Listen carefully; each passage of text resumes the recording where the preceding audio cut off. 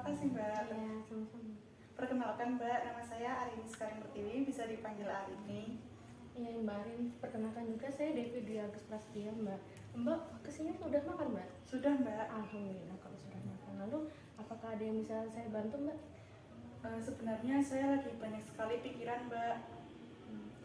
Saya senang Mbak kalau misalkan Mbak bisa bercerita dengan saya. Saya siap menjadi teman Mbak. Saya bingung Mbak mau cerita dari mana, soalnya saya takut untuk menceritakan masalah saya kepada orang. Tidak perlu takut Mbak, tidak perlu takut dan tidak perlu juga untuk bingung. Sebelumnya apakah Mbak pernah melakukan konseling? Belum Mbak, saya baru ini melakukan konseling, maka dari itu saya ragu untuk bercerita. Nah gitu Mbak, tidak perlu khawatir dan ragu Mbak. Di sini saya akan menjaga kerahasiaan Mbak karena di dalam teknik konseling ini kita memiliki etika, kode etik dan asas-asas, itu yang pertama itu adalah asas kerahasiaan, salah satunya itu. Ya syukurlah Mbak kalau begitu, dan saya berharap masalah saya ini dapat menemukan jalan keluarnya. Ya mudah-mudahan bisa cepat menemukan jalan keluar ya Mbak. Kalau begitu dapatkah kamu menceritakan apa masalahmu? Jadi begini Mbak, saya memiliki masalah. Skripsi saya itu selalu revisi dan revisi terus, padahal saya sudah mati-matian mengerjakannya. Oh iya ya Mbak, saya memahami apa yang Mbak rasakan. Lalu ceritakan lagi Mbak, perlahan saja. Saya selalu begadang Mbak untuk menyelesaikan masalah ini, tetapi nggak tahu kenapa ya skripsi saya itu tetap revisi terus.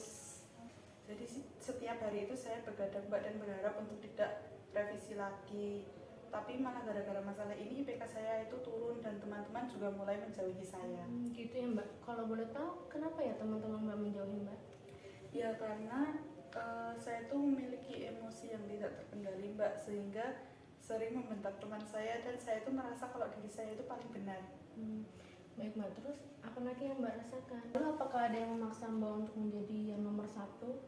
Tidak ada Mbak, saya sendiri yang memaksakan kehendak saya. Gitu ya Mbak. Lalu kenapa Mbak merasa kecewa dan bingung? Jadi kemarin itu saya dan teman saya menyerahkan skripsi kami ke dosen pembimbing, dan saya yakin bahwa itu tidak akan direvisi lagi. Namun kata beliau, skripsi saya ini harus direvisi lagi Mbak.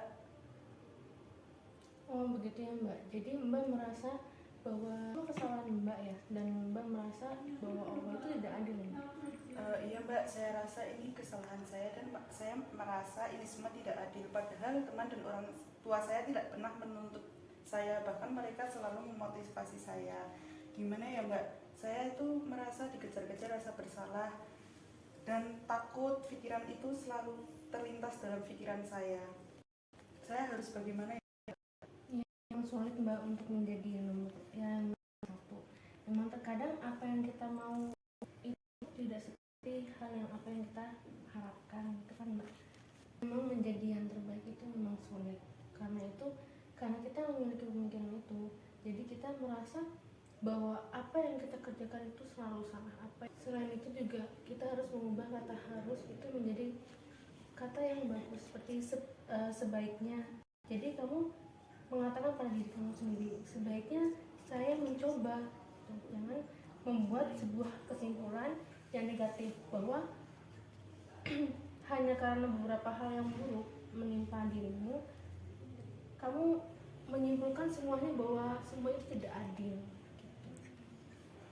Dan selain itu juga kamu bisa lebih melihat kepada dunia luar di lingkungan sekitar Mbak, dan cobalah lebih peduli pada lingkungan agar kita bisa lebih mengerti arti kehidupan. Oh begitu ya Mbak. Oke Mbak, saya sadar dan saya akan berusaha untuk mencobanya. Baik Mbak, selama konseling ini apa yang telah Mbak dapat? Saya mendapatkan banyak sekali solusi dan saran Mbak, bahwa saya itu harus mengubah pemikiran saya, dan saya akan belajar berbaur dengan lingkungan, dan intinya itu saya harus banyak belajar dan terus belajar. Mbak, kalau begitu lalu apakah ada lagi yang bisa saya bantu Mbak? Saya rasa sudah cukup Mbak untuk konseling kita hari ini. Terima kasih banyak ya Mbak atas waktunya. Alhamdulillah Mbak, kalau begitu terima kasih kembali Mbak. Oke Mbak, saya pamit ya. Assalamualaikum. Waalaikumsalam.